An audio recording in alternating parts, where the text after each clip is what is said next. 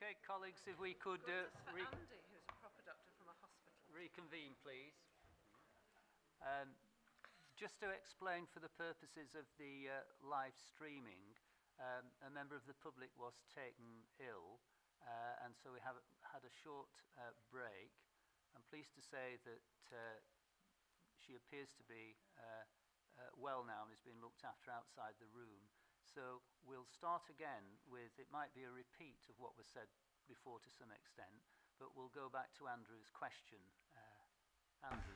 Thank you, Chair. So, Margaret, I was asking you a question about the resources available for the programme. I think you were getting a sense of support for it, but could you just confirm that you feel at this stage there is a sufficient amount of resource to proceed with this as proposed?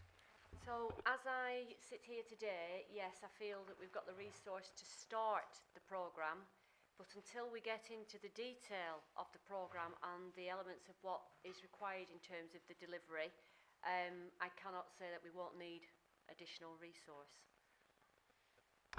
Thank you, Margaret. And then the second question relates to local authority involvement. So I can see very clearly in the delivery group as part of the government structure, page 7, that you are expecting to have local authority leads. Can you just explain how local authorities will play into the programme board itself, please? Yeah. We absolutely recognise that we need local authority colleagues involved. We need their support and their commitment to both the future modelling, but also the quality improvements that we need.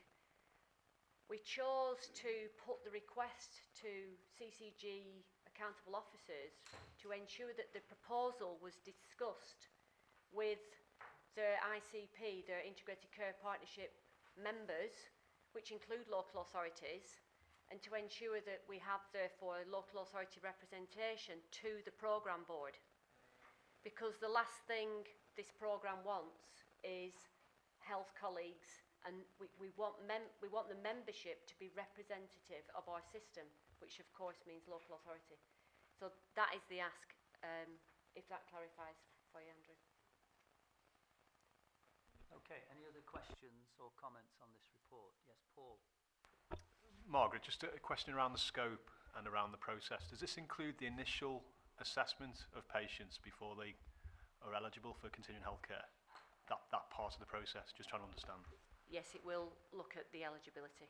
Okay, thank you. Okay, any other questions or comments?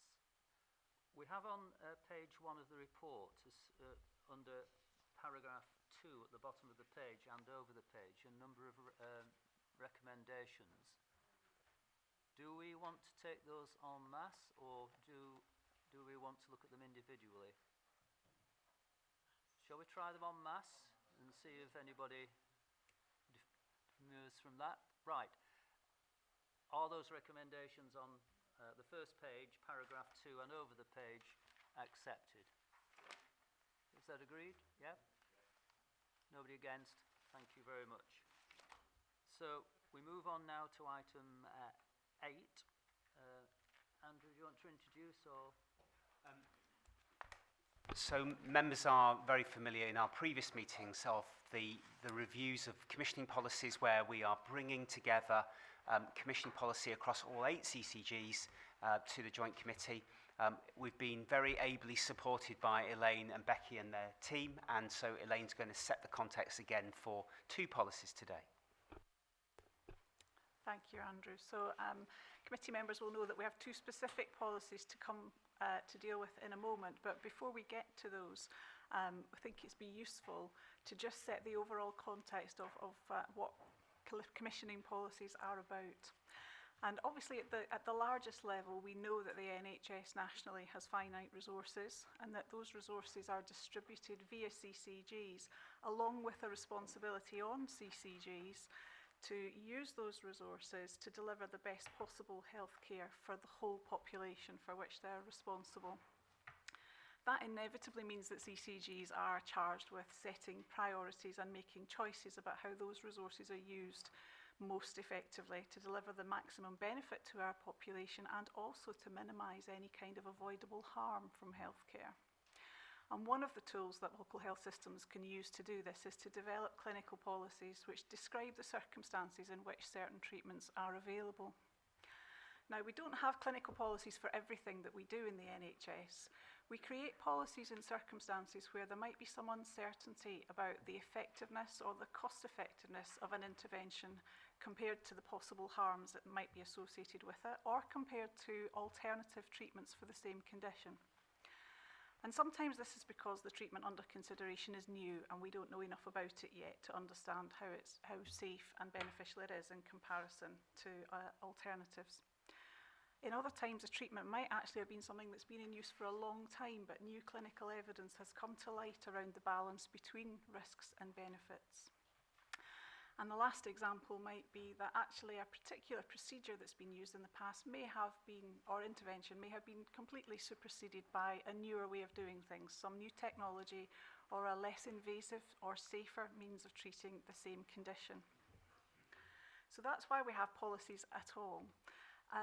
In Lancashire and South Cumbria, as Andrew said, the decision has been made to choose to adopt the same clinical policies across the whole of the ICS, and that's to ensure that we have equity of access to treatments for all of our patients. So to do that, we've established this programme of work and developed a process that ensures that our policies are first of all based on the best available good quality clinical evidence, that we understand the impacts on the local health system in terms of services and also financial impacts of any changes that we make, and that we have a really robust process to consult on draft proposals both with the clinical community and the public, and that we give due consideration to any potential equality issues before the draft policy is finalised for consideration by the Joint Committee. And the Commissioning Policy Development and Implementation Group is the group that's tasked with running that programme, which I chair, and it's responsible for the oversight of this process and for agreeing the final versions of all the policies that come to Joint Committee for approval. So given that context, I would like to move on to the two specific policies that we have before us today. The first policy is the policy for the treatment of varicose veins. Now, the history from this policy was it has been on our work programme for some time because we knew that there was inequity across Lancashire and South Cumbria, because not all the clinical commissioning groups had policies in place, and therefore there were, depending on where you lived, you had different ability to access treatment for varicose veins. So when we started this piece of work, our aim was simple. It was to come to a harmonised position so that all patients across Lancashire and South Cumbria would have the same eligibility for access regardless of where they lived. The policy started its journey through our process, which is described in the paper and which I've just summarised. And when we were partway through that process, having got as far as public and patient engagement and clinical engagement, and having had a large volume and quite strong response to that engagement, events became slightly more complex because NHS England then announced their national evidence-based interventions programme, and that varicose veins would be one of the treatments that was covered by that. And the other piece of context to know is that those CCGs which had historical policies, those policies had been put in place before a piece of non-mandatory NICE guidelines and NICE guidance in the shape of a clinical guideline had been published. So that was already part of what we were going to do, was look at how we could get closer to the best practice described in NICE. That was then added to by the national programme. And the main difference between our historical policies and what's before you today is about the stage at which varicose veins can be treated. NICE guidance and the subsequent EBI guidance recommend the treatment of varicose veins at the point at which they're causing significant pain to the patient. Our historical policies were more restrictive in that and did actually require evidence that the patient's condition was progressing towards some complications, so some kind of skin changes that might lead to ulceration. And we got a very clear message, both from the public and from our clinical community, that actually treating earlier was more appropriate. There was avoidable harm to be prevented by treating this condition earlier. And in fact, that was exactly what NICE also said, and it was what was again included in the NHS EBI guidance. Now, I mentioned earlier that we needed to understand the impact of changes to our position on things. That it was very important there to understand the impact of potentially widening our access criteria. And for 5 CCGs, we expect this to mean that additional patients would be able to be treated, or certainly would be able to be treated sooner than they currently are. So we did a piece of work which we took also to the ICS Finance and Investment Group to look at how we thought the implementation of the new criteria coming into line with NICE guidance and the EBI guidance would impact financially. That modelling showed us that actually clinical practice across Lancashire was also variable. So you can treat varicose veins in 2 or 3 different ways, some of which are less invasive and for the patient than others. And those less invasive treatments are also more cost effective. So we can treat the veins without the need for open surgery. And what we showed in Lancashire was that actually we had historical variation in clinical practice, which was impacting on our costs as much, if not more, than the potential pressure from treating additional patients or treating patients earlier in the care pathway.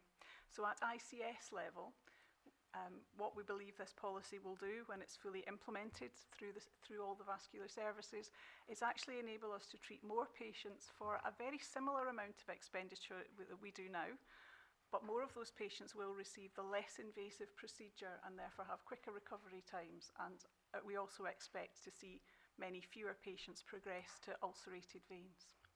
So that's our rationale for that policy. I'll stop for questions at that point. Okay, any questions on varicose veins? I think I should declare an interest. I've just had some treatment on that. Okay. Too much information. Okay, right. Doug. One question. You said that there's potential for harmonising clinical practice effectively to treat more patients. How do we actually achieve that? Because is that feasible? Will these people change? I think it's a very valid question, and the development of a policy or any guideline is always much easier than its implementation and adherence to. What I will say is part of the policy group's remit is to monitor the impact of its policies. In this particular case, NHS England is looking very closely at the impact of the EBI guidance. So the first thing is to say that we already have processes in place to watch and see what happens as a result of these policies. The second thing to say is this particular policy, we've had such a strong clinical engagement and strong views about what clinicians ought to be able to do that I would hope they will respond very positively to the requirements in the policy. And the policy does state quite clearly, as NICE guidance does, the order in which the interventions ought to be considered from the least invasive first. The other thing to say is that I have spoken to colleague Gemma Stanyon because we have a vascular programme board in Lancashire and South Cumbria. So it's also my intention to close the loop because that will be the clinicians who commented on the draft. I'm going to go and speak to that group specifically to make them aware of what the decision that's been made and what the expectations will be on the back of that. Okay, Jeff.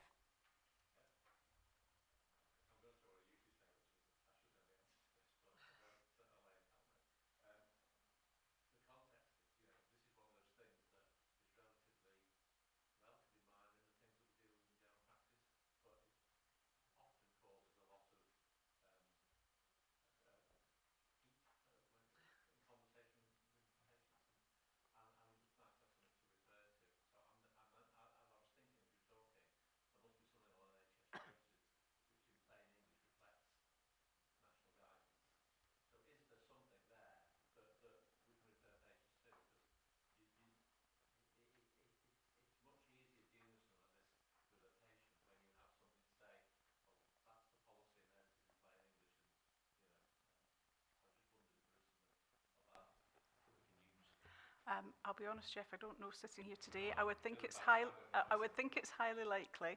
But as I've said, our CCG members on the policy group take an increasing role when we get to implementation stage, and we certainly do regularly have discussions about how do we make this available in language that patients can understand. So it will be something that we consider, and if it's there, we will use it.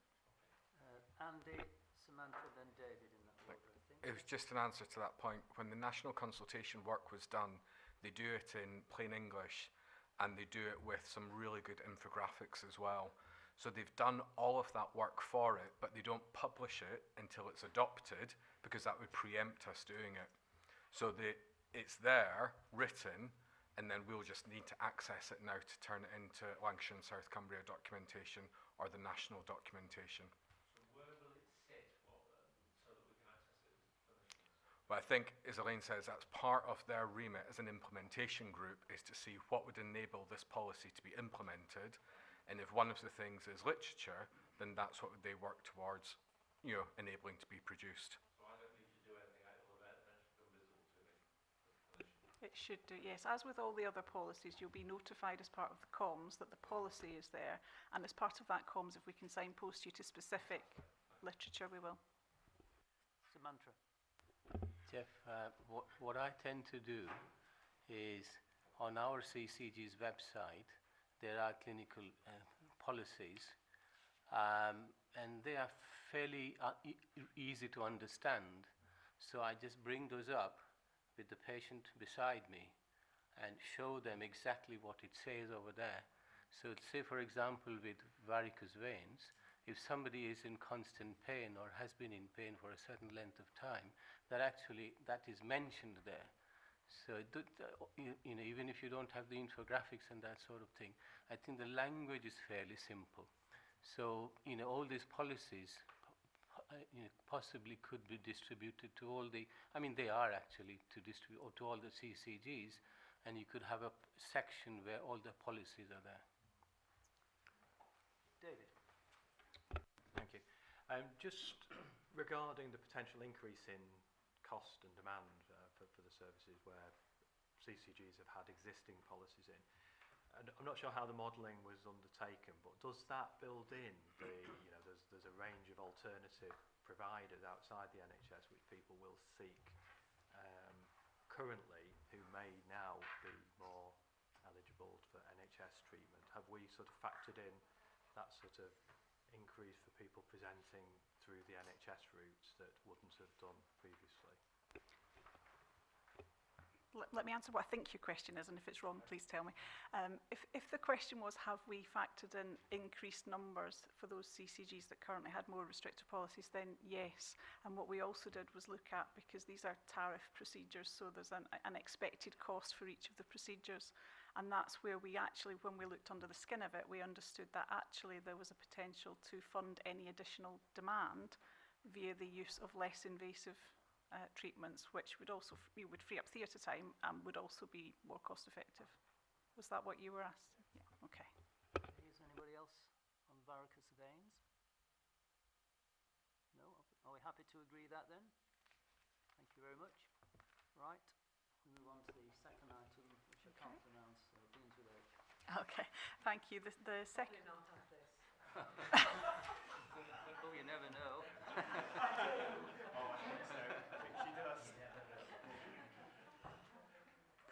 Thank you for the off-camera remarks.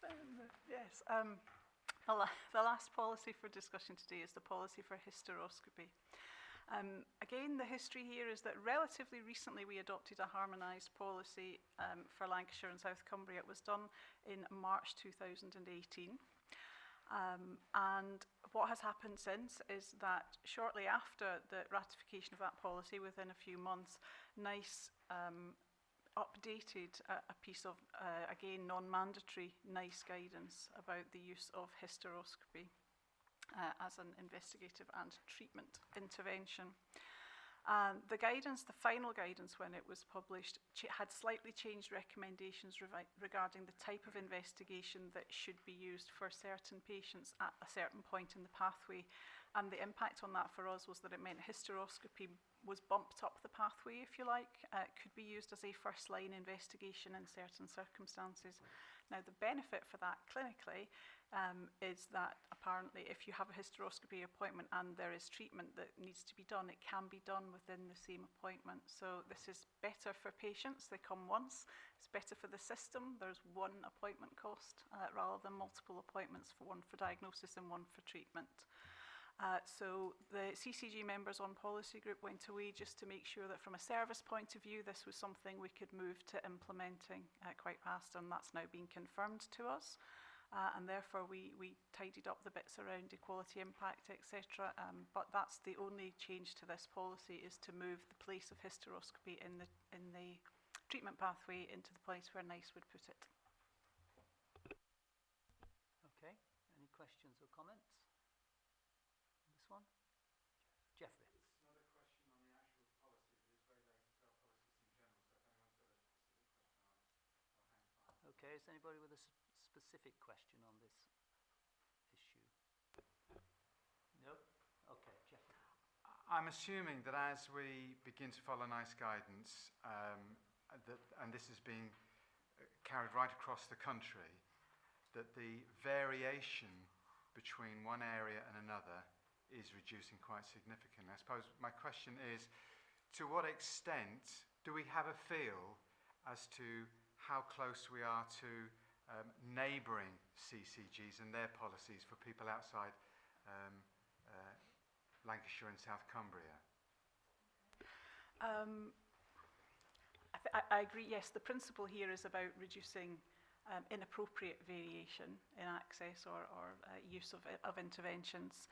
When we are developing policies, as I said earlier on, we look to understand current practice and how any proposed changes would impact on practice, both from a kind of service configuration point of view and from a financial point of view. As part of doing that, we have BI colleagues in the CSU who do modelling for us. Now, we're fortunate that because we're a CSU that works across a fairly large geography, we are able to do a bit of benchmarking with the other geographies which we serve in an anonymised way. I'm not aware of there being a systematic national benchmark for these.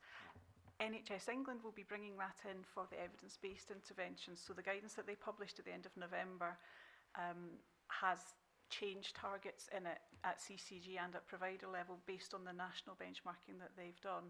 And so we as policy group will be watching that and reporting that back through. And when for those that are not covered, we do what we can with our own data. Okay, thank you. Jeff. But actually we won't see a reduction in variation as much as you'd think, because variation depends on other things like clinician behaviour, patient expectation and demographics. So it might stop excess activity. It won't necessarily increase activity where it should be increased, because we should be just as concerned about that, in my view. Okay, Amanda. So just something that worries me slightly, because all the policies we have, and we've seen an example in the previous, we've seen an example in the previous one, where we rightly altered our policies to make them more services more accessible because of NICE guidance. We could not afford to implement NICE guidance for everything, and I am nervous that we seem to be bringing things saying, oh, NICE guidance recommends this, so therefore we'll do that.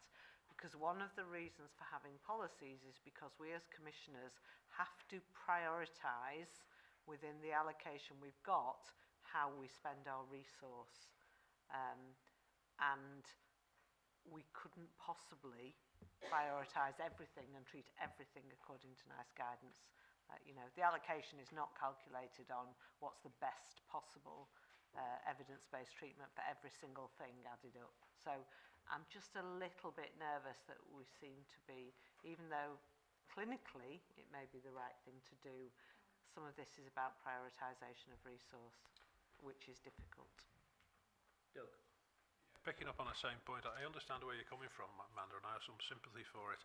But I also think we have a duty to be honest and open. So if we're going to make those sort of decisions, I'd like something in the paper that says the cost of not following NICE guidance is X that we can't afford. So we're open and upfront about it. But actually, and that's the point. This is about prioritisation. If you take everything one at a time, you can find very good reasons why you might do, but we're not saying whether we do or don't do each individual thing. We're saying in the whole picture, with our financial position and the resource we've got, what are our priorities and what are going to get the biggest improvement in outcomes for our population.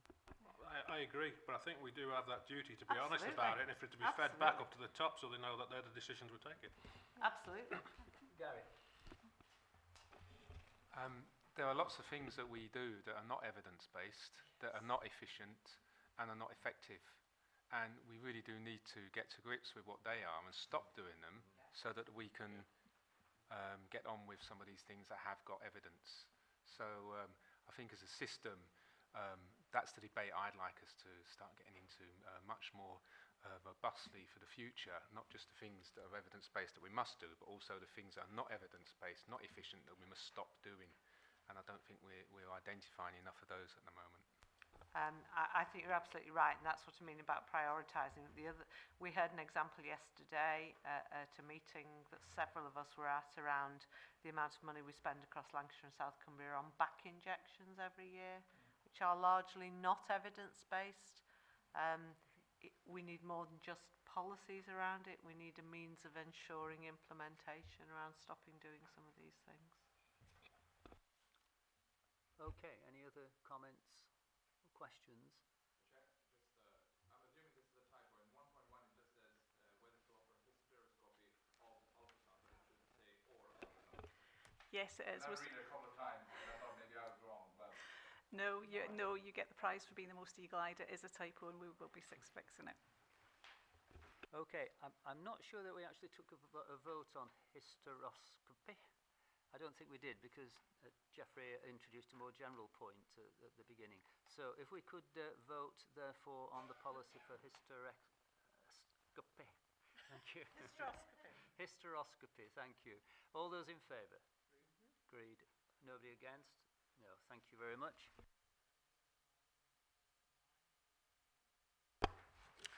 Thank you, Chair. So you will recall I presented an earlier version of the work programme at our meeting in March, and I have continued to update it, having had conversations with a range of exec colleagues around the system. As you remember, what I'm trying to do here is be as precise as possible for the Joint Committee which aspects of work that's taking place in Lancashire and South Cumbria would be where we're being asked to make decisions together in this committee. So this is by no means all of the work that's going on. It by no means implies that there will not have been a lot of local development, consultation, engagement prior to issues like this coming before you, but it is at this stage the most advanced work programme for the committee's work.